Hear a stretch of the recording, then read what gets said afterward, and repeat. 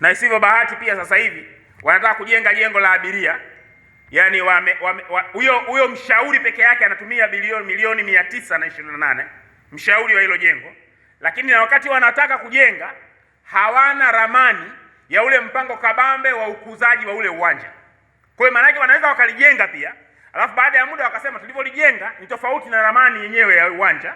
Kwa hiyo inabidi tutumie mahela mengine ili tulirekebishe hili jengo liakisi. Mambo ya kihuni kabisa yanafanywa na serikali ya CCM. Inachoweza kusema ni kuambia hawa watu wakitajwa waone aibu. Miradi ya elimu ya EP4R namba 2, shule za ufundi, ruzuku na miundombinu ya shule ya utekelezaji hafifu na ucheleweshaji ina thamani ya zaidi bilioni 15. Na Watanzania mnajua tunakwenda sasa kwenye utekelezaji wa mtaala mpya. Mwaka 2027 darasa la 6 na darasa la 7 mwakani watatakiwa kuingia mwaka 2028 kwenye darasa jipya. Serikali tutakuwa na uhitaji wa zaidi ya madarasa 25,000 ili kuweza kukopu na hiyo. Lakini na ukija kwenye ile mambo ya kwanza na mambo ya amali, na kuna mahitaji ya madarasa mengi, lakini miradi ya elimu hii mpaka sasa hakuna, na fedha zinafujwa, watu wanaiba kama ambao tumesikia hapa maelezo yale ya mwanzo. Na huku haya ndio mambo yanahusiana na wananchi, mambo yametelekezwa, yameachwa au kutojaliwa kabisa.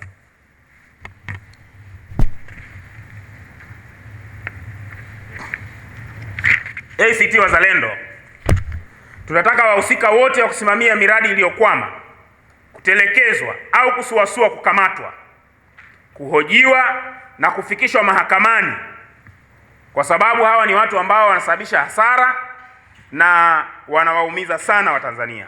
Lakini pia kufutwa kwa mikataba mibovu. Tunaitaka serikali iwajibike kwa kila senti iliyotumika kwenye miradi iliyokwama. Eneo la 6, serikali inapuuza uwekezaji kwenye sekta ya gesi na kusababisha maumivu ya gharama ya mafuta nchini. Kupanda kwa bei za mafuta nchini sio matokeo ya msukumo tu wa soko la kimataifa peke yake, bali pia kunachangiwa kwa kiasi kikubwa na uzembe wa kimkakati wa serikali katika kuwekeza na kuendeleza sekta ya gesi asilia. Tunafahamu kuna vita Iran, kati ya Wairani, Mwingereza pamoja na Mwisraeli, ambayo imepelekea kufungwa kwa mfereji wa Hormuz, na hivyo bei za mafuta na nishati zimepanda duniani. Hata hivyo, nchi nyingi zimechukua hatua madhubuti za kupunguza athari hizo kwa wananchi wao, zikiwemo kuweka ruzuku, punguzo la kodi na tozo. Mfano, nchi kama Namibia, Kenya na Zambia zimechukua hizo hatua, lakini pia kuharakisha namna nchi hizo zitakavyohamia kwenye matumizi mbadala. Nchi zingine ile siku ya kuamkia matumizi ya bei za mafuta ambazo zimepanda, waliamka na tangazo la serikali kupunguza kodi kwenye mafuta.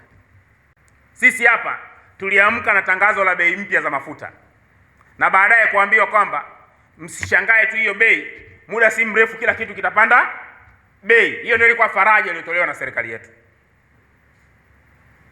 Tanzania tozo za mafuta ni nyingi, na serikali na zingine ndio hizi serikali inachukua kwa ajili ili kuvutia Watanzania. Zinapotozwa wanawaeleza mambo mazuri sana kwamba tunaweka shilingi 526 kwa ajili ya barabara zenu. Watanzania wanasema hewala, barabara zitashughulikiwa. Fedha zikifika serikalini zinatumika nje ya matumizi ya barabara. Wanaweka shilingi 50 kwa ajili ya maji. Serikali inakusanya hizo fedha, ikishakusanya mabilioni, hakuna maji wala bwawa lake. Serikali inakwenda kuzitumia. Tuna tozo nyingi sana. Tuna tozo ya barabara shilingi 523. Tuna petroleum levy ambayo inaitwa kodi ya maendeleo ya petroli karibu shilingi 250. Tuna excise duty shilingi 400. Tuna VAT ya 18%.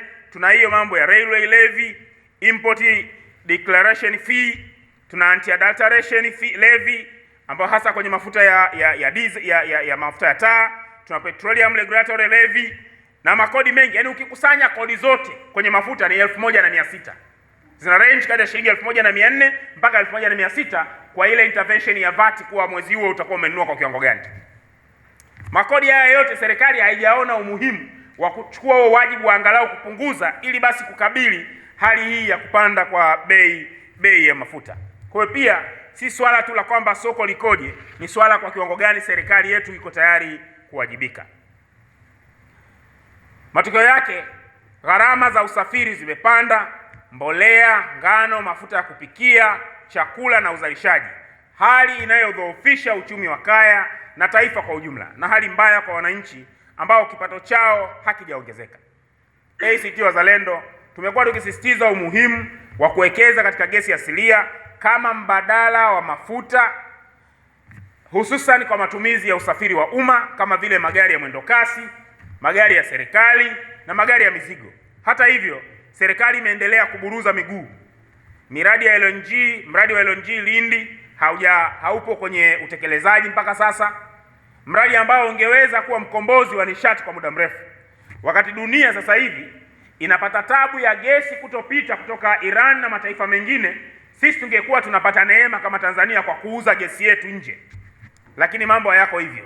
Sisi wenyewe pia ni mmoja kati ya watu ambao inabidi tuanze kuwaomba Iran aidha waufunge au waufungue mlango wa Hormuz, kwa sababu huku serikali yetu inachoweza kutuambia ni kwamba sasa kila kitu kitapanda bei.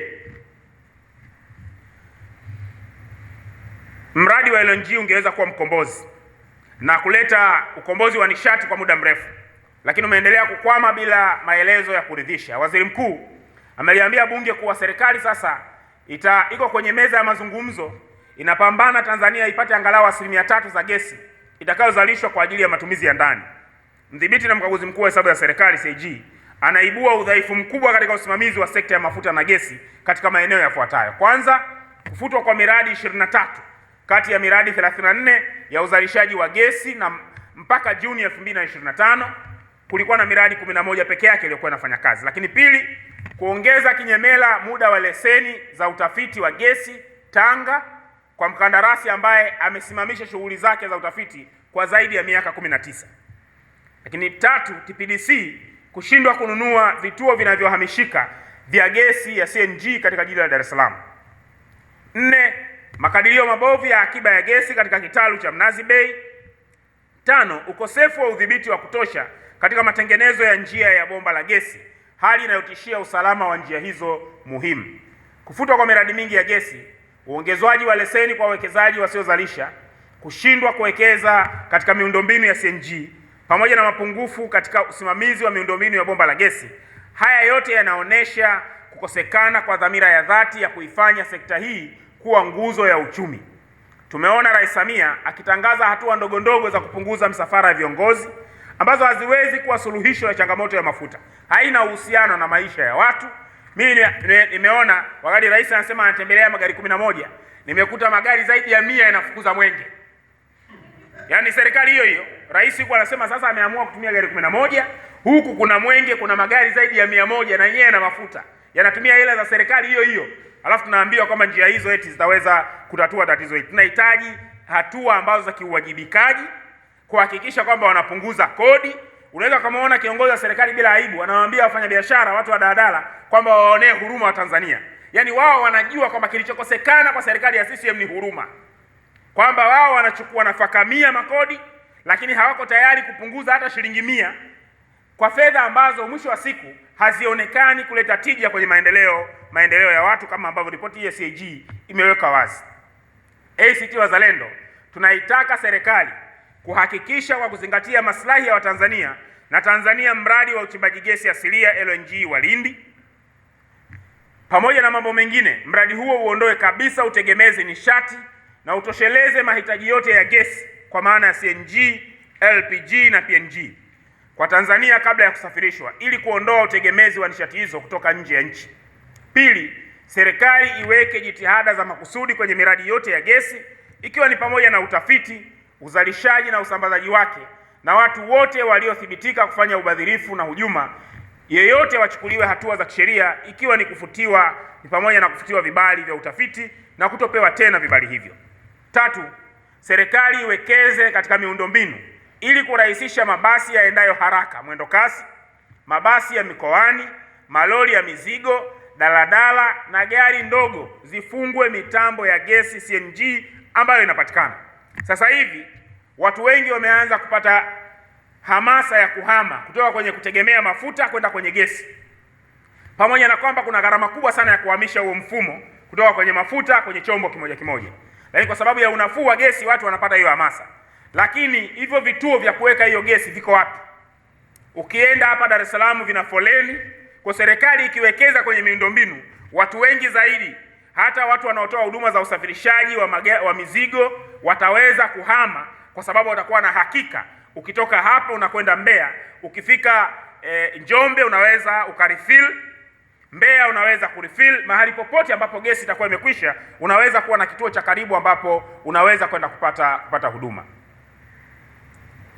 Lakini jambo la saba, hoja yetu ya saba ni serikali imekosa suluhu ya uhakika ya udhibiti wa mikopo ya 10% ya vijana, wanawake na watu wenye ulemavu.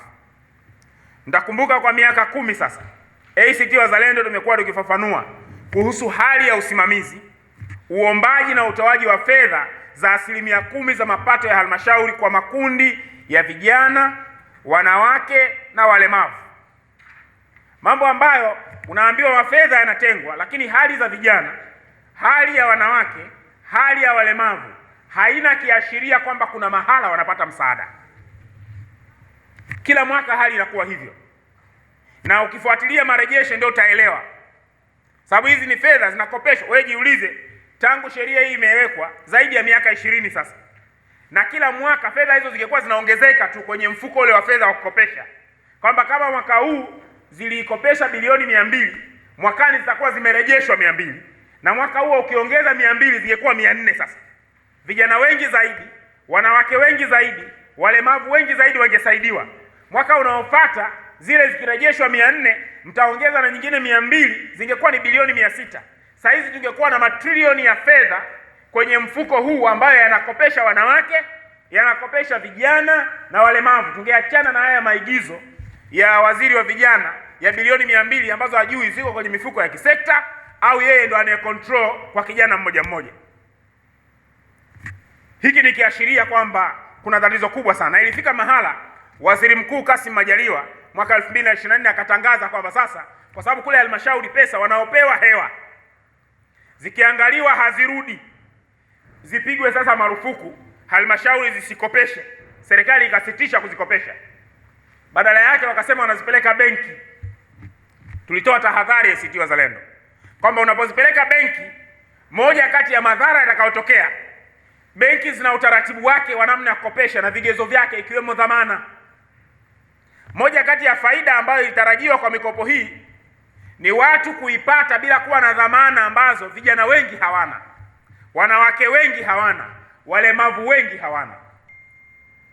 Benki zitafanyaje? Zitawezaje kuwagawia fedha haya makundi, huku muongozo wake ukiwa sawa sawa na ule muongozo wa Mwanza ambao wananufaika ni wafanyabiashara wakubwa